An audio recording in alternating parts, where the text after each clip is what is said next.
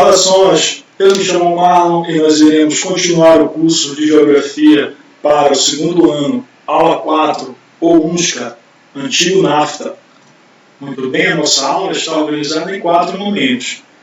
Primeiro, as características e a composição do bloco. O segundo, o objetivo do bloco. Terceiro, o processo de formação e nível de integração. Finalmente, então, as relações estabelecidas entre os países membros daquele bloco econômico.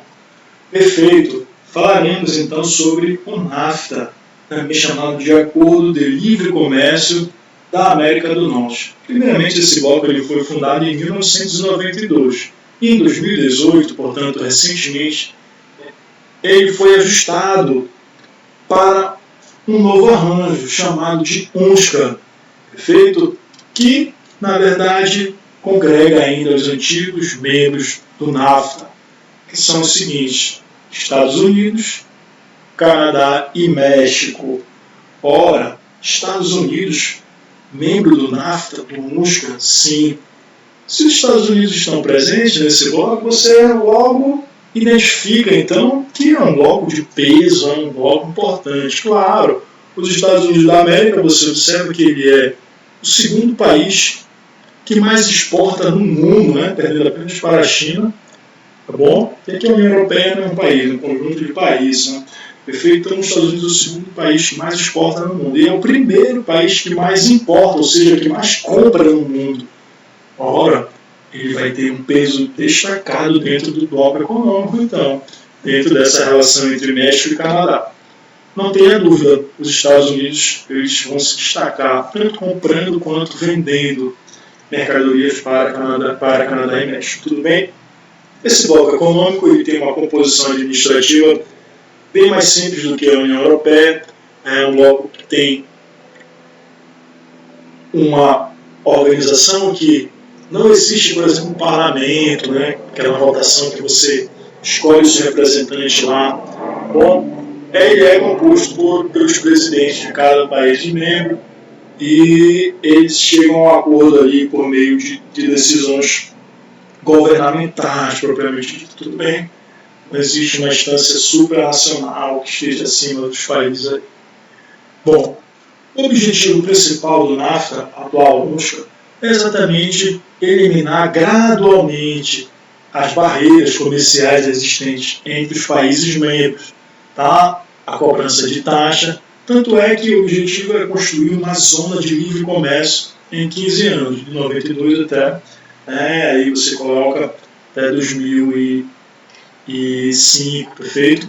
Então, em 15 anos, o objetivo é estabelecer uma ZLC, uma zona de livre comércio, que visa a eliminação, redução das tarifas alfandegárias.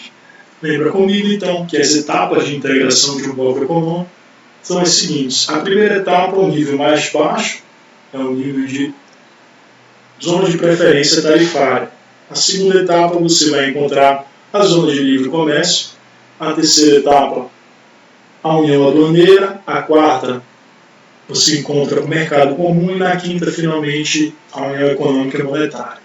Aqui o NAFTA UNSCA, ele está na segunda etapa, então é um bloco pouco integrado, que só almeja reduzir barreiras comerciais, reduzir as tarifas alfandegárias entre os países membros. Ele não visa, então, a livre circulação de pessoas, muito menos a criação de uma moeda comum, perfeito? Como você observa, então, em 2018 houve uma mudança da nomenclatura NAFTA para a nomenclatura UNSCA. Só que essa mudança não veio apenas no nome do bloco, veio também com algumas cláusulas modificadas que muitos especialistas dizem que essas cláusulas vieram sobretudo para beneficiar os Estados Unidos, tá? Essa atualização que foi decretada pelo presidente Donald Trump, que decretou o fim do NAFTA e a construção do UNSCA. Dentre esses novos rearranjos do NAFTA, você vai encontrar, então, a abolição de taxas para jogos eletrônicos, e-books, que são produzidos lá nos Estados Unidos em massa, né? Então, os americanos poderão vender jogos eletrônicos, principalmente da Apple, olha só, da Microsoft, da Amazon, os principais produtores do mundo de jogos, para Canadá e México sem a cobrança de imposto, né? Reduzindo, abolindo tarifas aduaneiras, e-books, etc. Além disso, com o UNSCA, houve uma reforma na produção de automóveis, tá certo? Que, por exemplo, os automóveis aqui da GM, da Chevrolet, da Ford, dos Estados Unidos, perfeito, sediados nos Estados Unidos, eles eram produzidos esses automóveis lá no México, usando a mão de obra barata do México, gerando emprego no México. E Donald Trump resolveu definir alguns rearranjos para que essa produção, ao invés de produzida, por exemplo, majoritariamente no México, passasse a ser produzida dentro dos Estados Unidos, gerando emprego nos Estados Unidos. Bom, em vez de usar a mão de obra barata do México, se usaria então a mão de obra mais cara dos Estados Unidos, gerando emprego nos Estados Unidos. Foi feito esse rearranjo nesse sentido, tá bom? Além disso, também, um outro rearranjo foi a ampliação do direito de patente de propriedade intelectual. Ora, principalmente de farmacêuticos, né, produtos agrícolas, que antes, por exemplo, valia 5 anos após a morte do criador, passa a valer agora 70 anos. A gente sabe que a produção tecnológica, né, de patentes, sobretudo, ela é feita nos Estados Unidos, tem um grande investimento nisso. Tanto é que a vacina, olha só, se encontra os principais farmacêuticos daqui, laboratórios, que é a Pfizer e a Johnson & Johnson, sediadas nos Estados Unidos. Então isso vai ampliar ainda mais os lucros dos Estados Unidos aí, nessa nova reestruturação do NAFTA para a UNSCA. Perfeito. Então, como foi que aconteceu essa integração, né? Você tem que entender que essa integração ela tem interesse americano, desde a gênese, desde a origem.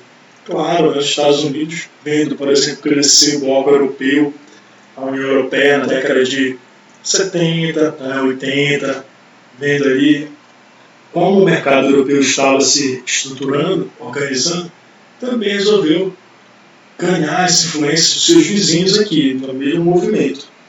E começou com o Canadá, com um acordo chamado de UNSCA, né? Definiu na década de 80 esse acordo com o Canadá e resolveu ampliar esse acordo, incluindo o México, que seria então seus dois vizinhos. Seu vizinho rico ao norte, né? O Canadá, considerado o quintal rico dos Estados Unidos, e o quintal mais pobre, né, ao sul, que seria o México. Uniu então esses dois quintais e foi formado o bloco econômico NAFTA em 92, com uma estratégia para expandir a influência dos Estados Unidos no continente americano. Em 94 o bloco entrou em vigor, começou a valer, e estabelecendo como meta, em 15 anos, a instalação de uma zona de livre comércio, uma zona em que Canadá, México e Estados Unidos iriam competir livremente sem a cobrança de imposto na produção e circulação de mercadorias entre esses países. Perfeito? O que aconteceu basicamente foi que em 2008, né, aí você vai encontrar 14 anos depois que realmente eles conseguiram abolir essas tarifas, exceto para algumas mercadorias, como laticínios, né, como também a parte de madeira, não foi abolido. Mas a maioria dos produtos, né, conseguiram ser comercializados sem a cobrança de tarifa. Estrategicamente, a criação do bloco seria uma experiência inicial, como eu coloco para você aqui dos Estados Unidos. Claro, ele teria uma experiência inicial com os países vizinhos, para depois ampliar isso para todas as Américas. O objetivo aí dos Estados Unidos é exatamente estabelecer esse comércio com os países da América como um todo, não só a América do Norte, mas a Central e a América do Sul, a América Latina. Mas teria que começar gradualmente, chamando primeiro o México, né, considerado um país desenvolvido, para fazer parte do bloco. E aí avaliar se estava dando certo ou errado. Então percebo toda a estratégia montada pelos Estados Unidos, bom, na construção do NAFTA, na construção desse bloco econômico. Donald Trump, finalmente em 2018, como eu falei para vocês, né, repetindo, ele mudou o NAFTA para o UNSCA, fazendo essa adaptação, fazendo exatamente esses ajustes pontuais para favorecer os Estados Unidos, tá bom? Basicamente para favorecer os Estados Unidos na sua nova política, também chamado de NAFTA 2.0. E dentre os motivos foram esses, né, que eu coloquei para vocês. Primeiro, os Estados Unidos estavam insatisfeitos, né, eles estavam insatisfeitos em relação à produção de automóveis. Olha só o carrão aqui. Tá? Segundo Trump, as empresas migravam em massa para montar automóveis no México, uma mão de obra mais barata, reduzindo imposto de trabalho nos Estados Unidos. Então pensa comigo, é muito mais fácil produzir um automóvel lá no México, mão de obra barata. Esse automóvel da Ford, por exemplo, da Chevrolet, ele teria um custo mais baixo, né? Claro, porque foi usado mão de obra barata. Enquanto que o automóvel de uma outra marca americana, produzida nos Estados Unidos, teria um custo mais elevado, porque usaria mão de obra americana, a mão de obra é cara. Então, na competição entre esses dois automóveis, quem ganharia exatamente seria o automóvel montado no México, né? Que ele seria mais barato, perfeito? Ele teria um custo menos elevado.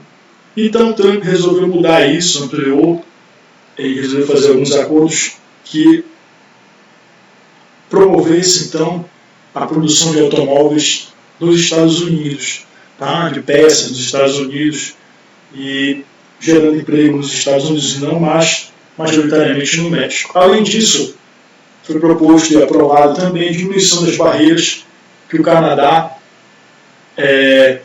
desempenhava, estabelecia contra os laticínios americanos.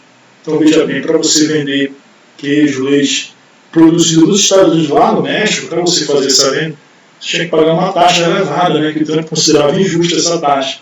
Então, resolveram rever essa taxa, e aí os canadenses abaixaram aqui o preço dessa taxa para que os produtos laticínios dos americanos fossem vendidos no Canadá. Beleza? Além disso, você tem outras cláusulas, olha só. Os Estados Unidos passaram, então, a ampliar o tempo de patente, né, de 50 para 70 anos, aí você tem de e-books, a produção cultural, composições, música, tudo isso os Estados Unidos eles têm, né, produção em massa, vão ganhar com isso. Bom, produção de jogos eletrônicos, etc. E um conjunto de mercadorias que passam a ser comercializadas livremente. Os americanos vão vender em grande peso para os mexicanos e para os canadenses, tudo bem? O bloco ele passa também a ter prazo de validade, né, que é essa cláusula pôr do sol, que exatamente tem 16 anos de validade. Esse bloco, o NAFTA, não tinha tempo de validade, né? Agora o MUSCA vai ter 16 anos, e a cada 6 anos haverá a possibilidade de ajustar os acordos, para ver se está bom ou se está ruim. Beleza?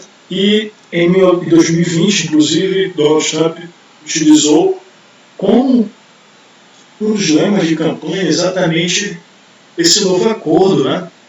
Ele usou como uma estratégia e foi lançado aí, olha só, 4 meses antes das eleições do MUSCA. Vamos gerar emprego nos Estados Unidos, o MUSCA vai trazer desenvolvimento para a América, contra o NAFTA, que era um acordo deficitário para os Estados Unidos. Então ele vai usar isso como estratégia de campanha, que a gente sabe que não deu certo, né? Ele não foi reeleito nos Estados Unidos.